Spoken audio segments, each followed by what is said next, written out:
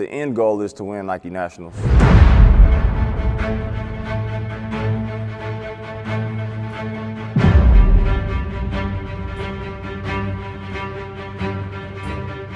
Last week's game versus 7 Days, the #1 Adidas team in the country, it was a moment to get better.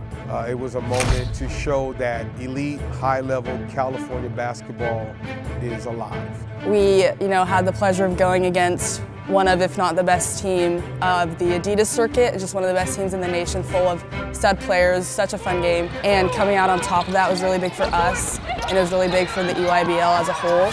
And I think it just solidified us as one of the top teams in the country. The atmosphere was insane. Never been in a game like that before. So many people were watching, so many people were videotaping. I remember being like a young girl watching that level of game, and now to be in it is really, really special and really cool.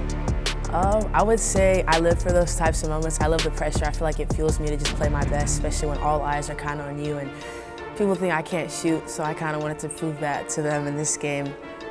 Like they say, hand down, man down. So I was just trying to prove that to the defense.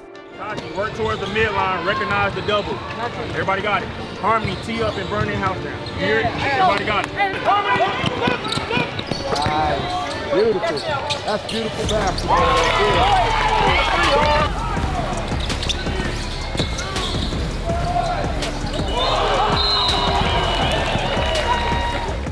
I'm Chastity Rice, and I'm class of 2027.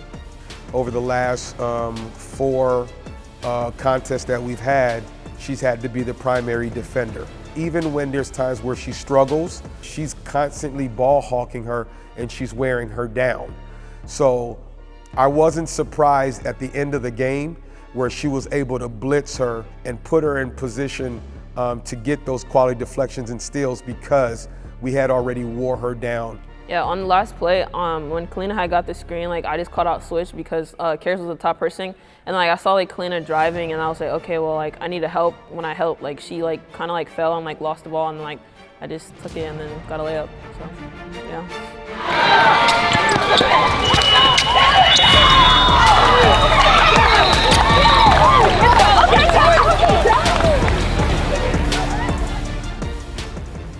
Yeah, one, I was extremely proud of our group for how competitive they were, and it was an emotional roller coaster of a game. At all, they never backed down because you're playing against a great team, great coach, and a generational player in Kalina. And it's you have to continue to do your best, even if she's making contested 30-footers off balance and making the right reads. You have to stay together as a unit and just, hey, next play. 7 Days, that game really helped us in understanding who we are, what we need to correct, and we were able to do that in our latest practice to now, when we get to New Orleans, we're able to now put those actions in practice together and actually play out and see what we can do against those quality teams. So currently we are #2 in the EYBL, so we have a big target on our back headed into session 2. So what do we as a team need to do to stay where we're at or even move up? We just got to keep playing hard, make sure we're there, ready to compete, not underestimating anyone. We practice our defense a lot, and we're a good team at we communicate with each other. Just staying together as a team is going to help us come out on top. I feel that we have a group that's capable. I think we have a coaching staff that's capable of winning both 17s and 16s. Now it's an everyday battle.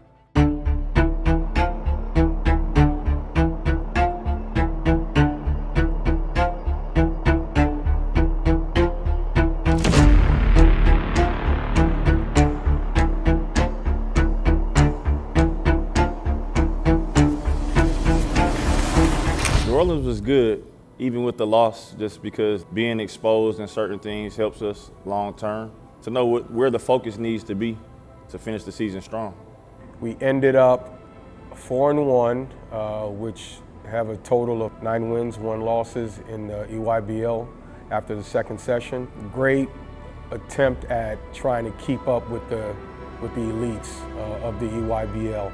So I missed the first day because of school-related things, but I watched our team play Team Durant and North Tartan, which are 2 very talented programs. and I was super proud of our fight. I'm sure it was even crazier in person, that's what I've heard. For the Durant game, I feel like that game was very intense. There was a lot of talk in that game, which was very fun. I feel like when there's great competition like that, it makes the game more competitive, more fun. So that win definitely felt better, especially after being down for a little bit of that game. It felt good to come back and get the win overall. Same thing against North Hardin as well.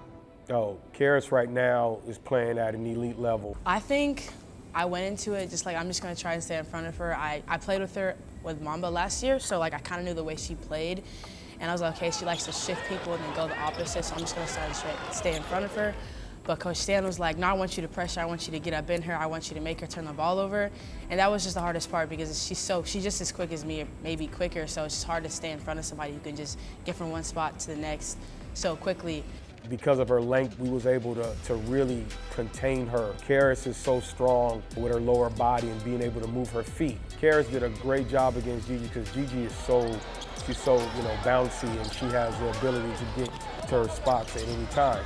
So we was able to have Karis really disrupt her, measure out with her length, put a body on her, be a little bit more physical than she wanted to and take her out of her spot. We were able to really just disrupt her ability to get other people involved as well. So shout out to Karis in that game. And so I was like, I'm just gonna listen to what my coach is saying. I'm gonna take everything in and I'm just gonna accept it. And it ended up working because he was just constantly on me, pushing me to do better, pushing me to levels I didn't even know I could reach. So I think I'm gonna give him his props because I was like, didn't really know how to approach it, but he kind of got me in the mindset. I think we got maybe a little too high off of that win that we fell to Essence, which is an amazing team, but I think that was really a winnable game. I think a couple of things didn't go our way, but I think it's super important to lose, especially at an earlier point in the season. Like, we want to drop a game like that in New Orleans rather than Chicago. I think we did pretty good that session. The Gigi Banks game was definitely a difficult one. That was like the first time anybody had zoned us, and we soon realized that was kind of our weakness. We ended up losing to Essence because they zoned us and we didn't really have a good offensive flow with the zone. And so it was good in a sense where we kind of figured that that was our weakness and we could grow from that, but it was really like a big challenge because everybody was mad at each other and just figuring out how to play, and we're supposed to be the top team. How we're losing to this team who's like 6-4. So that was difficult. It definitely was important for it to happen earlier than later, so we have the time to reflect, watch the film, and practice. That needs to be our area of the focus because we're so talented, we're deep, but at the same time, we have to be on the same page and be able to play all these different types of games that the EYBL requires. Hard-fought game, for just circumstances that just out of our control, being able to keep up the pace. We struggled a little bit to defend. They made some timely shots, and we blew some assignments down the stretch and just could not capitalize and ended up losing by like 9 or 10 points. It was just a good way to see how we could get through adversity as a team. Like after it, like I said, we were all mad. People like went their separate ways, but our coach was like, you guys should have a meeting. You guys should talk about this after to see how we can come together. Because it wasn't just we were mad because of the loss. We were just separated as a team. Everybody was going to their parents, going to whoever, and just we weren't connected. And so like me and Eve and Tati and Ava kind of talked about having like a team breakfast. So we set that up the next morning, had a team breakfast. It was just a space to get our chemistry back together, because that was really what it's about. You can easily fix a zone offense and bring that back, but it was really just we were divided on that chemistry standpoint. So we had that breakfast, it was fun, laughing, it was cool, and then we came back on the next one because we were just all happy to be in each other's presence again. It's really easy to feel good when you're just winning everything, but when you lose, it's really a test, and I think we were able to, instead of fall apart after that, come together and come back even stronger and win the next game. So I think that showed me a lot about this team, and I have a lot of faith in us going forward because of that. Right now you're number 4 in the EYBL on assists per game. What does that mean to you? I think I've always been like a point guard that love to pass the ball. I mean, it's great to be number 4 in assists, but also knowing that I have to change my game somehow, because on the scouting report it's probably gonna be I love to pass. So knowing to attack first, then if the defense doesn't collapse, then okay, then I can score. But if they do, then no, I gotta kick it out.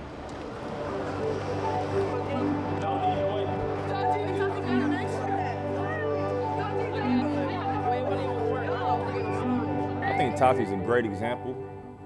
She never takes any of these things for granted. I think she's a humble superstar in her own right, just because the gravity of her presence when she walks in rooms, when she's on the court. I think she's a great example with all of those things. Yeah, she's a mature, young 16-year-old, as going into her junior year. But she recognizes that she is being seen. She is highly on social media, always being recognized, always doing a lot of interviews.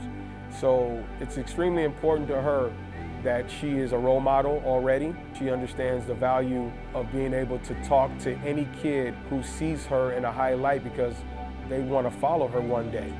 And so she has to be that example by being able to communicate and letting them know that she's humble, that she is for the community of the game, and that she's not bigger or greater than any one person that values this game. All she does is she just works hard, and she wants to be that person that they look up to because she looked up to other people and other players that's currently in the WNBA and playing in college. She knows that it's important for her to give back in that same way.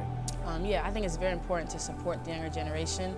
I love how she's doing that. I think many people don't get the opportunity to be around high-level hoopers who are willing to give back, and so it's amazing for her to be that type of person because it makes their day, honestly, and it just strives for more people to want to be like that big-time player so then they can also give back, and it just builds the community, so I think it's awesome.